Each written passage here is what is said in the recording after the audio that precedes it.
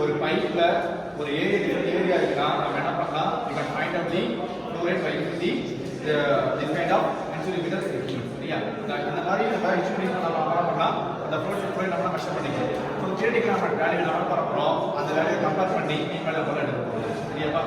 இதில் பார்த்துருப்பீங்க நீங்க அதில் என்ன எக்யூப்மெண்ட் ஐ மீன் என்ன பார்த்துருந்துச்சு அதோட ஒரு ரிசர்வர் வச்சு கீழே ரிசர்வர் அப்புறம் ஒரு டேங்க் இருந்துச்சா டேங்க் ரெண்டு பைப் போச்சா அந்த ரெண்டு பைப்ல ஒரு பைப் தான் நம்ம பண்ண போறோம் எக்ஸ்பெரிமெண்ட் எடுக்க போறோம் சரியா என்ன பண்ணோம் அந்த tank I mean receiving tank இருக்கு தெரியுமா டேங்கோட லென்த் கொடுத்து நம்ம மெஷர் பண்ணியாகும் ஃபார் மெஷரிங் த ஏரியா சரியா ஸோ அந்த வேல்யூ வந்து பார்த்தீங்கன்னா இதை கொடுத்துருந்தாங்க என்ன உங்களுக்கு லென்த் வந்து 70 into 10 power minus 2 அது கீழே வந்து length with 30 into 10 power minus 2 கிட்ட இருக்குது இதை நம்ம என்ன பண்ணுவோம் அதை வச்சு மெஷர் பண்ணிக்கலாம் அங்க மெஷர் பண்ணிட்டோமா அதுக்கப்புறம் அதை யூஸ் நம்ம ஏரியா கண்டுபிடிச்சுக்கணும் அதை ஃபர்ஸ்ட் பண்ணிக்கலாம் அதுக்கப்புறம் ரெண்டு பைப் இருந்துச்சா அந்த பைப்ல ரெண்டு இந்த பைப் நம்ம யூஸ் பண்ண போறோம் சரியா அதில் பார்த்தீங்கன்னா இன்லெட் வந்து D1 வந்து ஒரு டயமீட்டர் இருக்கும் அவுட்லெட் D2 டயமீட்டர் இருக்கும் டயமீட்டர் வந்து பார்த்தா நம்ம கீழே இருக்க மெட்டர் எடுத்துருக்கோம் டயா வந்து பார்த்தா which is D1 is equal to 25 into 10 power minus 3 meter and the diameter of the inlet sorry வெளியே வரும் outlet 16 into 10 power minus 3 meter இது கீழே இருக்க பைப் நீங்க மேல இருக்க பைப் எடுத்துட்டீங்க அப்படின்னா டயமீட்டர் சேஞ்ச் ஆகும் 20 30 உனக்கு கிடைக்கும் இங்க வந்து பார்த்தா 25 16 உனக்கு இருக்கு சரியா சேஞ்ச் ஆகும் உனக்கு டைம் சரியா நாம எடுத்துக்கிறது வந்து பார்த்தா 25 and 16 நம்ம எடுத்துக்கணும் நாம எடுத்துக்கோமா சோ இப்போ இந்த மேல இருக்க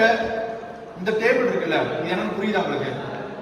தயவுசெய்து அந்த இமேஜ் போட்டு நல்லா பார்த்து பாருங்க ஏன்னா நீங்க சம் போடணும் டவுட் வந்துடும் அந்த கேஸ் எடுத்துக்கங்க போனா பார்த்துங்க தப்பு கிடையாது மேல இருக்க இமேஜ் ஏதாவது டவுட் இருக்கா இதுல இது எப்படி வந்து டவுட் இருக்கா பாருங்க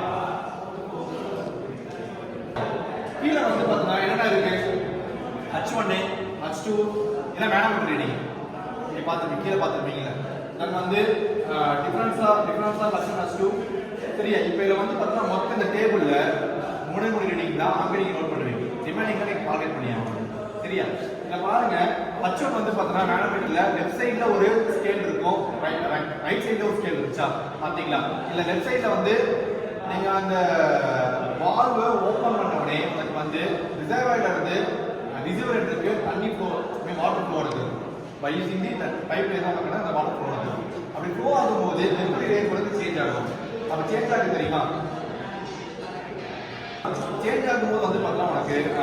அந்த H1 லெஃப்ட் சைடுல இருக்க H1 வேல்யூ ரைட் சைடுல H2 வேல்யூ நம்ம நோட் பண்ணணும் மேபி 70 20 வரும் 18 22 வரும் சரியா அப்ப 18 வந்து H1 22 வந்து H2 அத பாத்தீங்கன்னா நீங்க ரெண்டு ஸ்கேல் இருந்துச்சு உங்களுக்கு அத பாத்தீங்களா அதுக்கு பாத்தீங்க ரெண்டு ஸ்கேல் இருந்துச்சா சென்டருக்கு வேணா நோட் பண்ணி ஆகும் சென்டருக்கு நோட் பண்ணி ஆகும் நீங்க சரியா பாத்தீங்கன்னா நீங்க மீட்டர் நோட் பண்ணிக்கணும் நீங்க சரியா இங்க மாத்திர பிறகு டிஃபரன்ஸ் இருக்கு தெரியுமா அது என்ன பண்றீங்க H1யும் H2யும் மைனஸ் பண்ணிக்கணும் அத பாருங்கடா அதெல்லாம் புரியும் அத பாருங்க H1 H2 வந்து பார்த்தா மைனஸ் பண்ணி போட்டுப்பீங்களா போட்டுக்கலாமா ஓகே தானே அது போட்டுக்கலாமா அதுக்கு we have to find out the differential head அதுக்கு ஃபார்முலா இருக்கு அதுக்கு ஒரு ஃபார்முலா இருக்கு அந்த ஃபார்முலா வந்து பாத்தீங்கன்னா H is equal to அந்த PDF ல அந்த வேர்ட் ஃபைல் இருக்கான்னு பாருங்க டிஃபரன்ஷியல் ஃபார்முலா இருக்கான்னு பாருங்க H is equal to x into sm minus s1 divided by s1 இருக்கா ஃபார்முலா இருக்கா